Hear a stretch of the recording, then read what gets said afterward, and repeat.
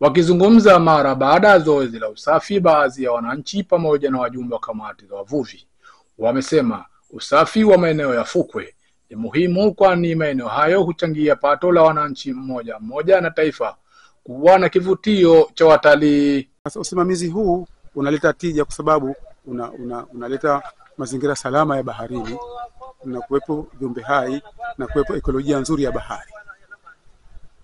Kwa tunatoa shukrani za dhati kwa hawa wote waliokuwa wameandaa mpango huu, na mpango huu ukiendelezwa basi utasaidia kuweka bahari salama.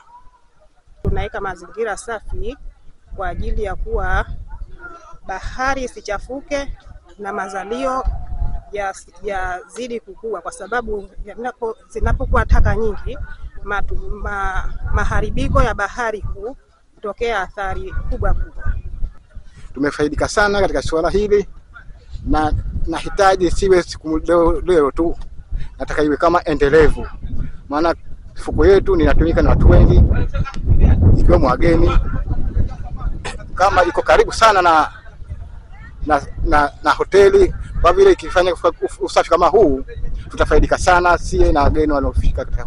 Wakati tunapopoa wito wa kuhudhuria katika usafishaji wa fukwe katika shehia tofauti ambayo kuwa tofauti na shehia yetu, tusifanye uzohali. Alfani Amur Juma ni mkuu wa doria kutoka hifadhi ya bahari Mkondo wa Pemba amesema usafi wa fukwe unachangia ongezeko la watalii wanaokuja kutembelea maeneo hayo, huku afisa wa uvuvi wilaya ya Mkoani Juwairia Jumaali akiwasisitiza wananchi kujiepusha na utupaji wa taka ovyo. Baada ya sisi kuona kwamba hili eneo, hasa kwa vile linakuja wageni mbalimbali kuona mazingira yetu hasa ya Pemba, kwa hiyo na sisi tukaona ni vyema kwamba hili eneo tulisafishe badala ya kuliacha kwamba liko wazi. Tujitahidi wananchi wa hapa tusitupe taka ovyo katika sehemu hii ya ufukwe, na si hapa tu, sehemu yoyote, kwa sababu zina athari kwa samaki pamoja na sisi binadamu ambao. Usafi huo uliojumuisha shehia 4 zilizomo wilaya ya Mkoani.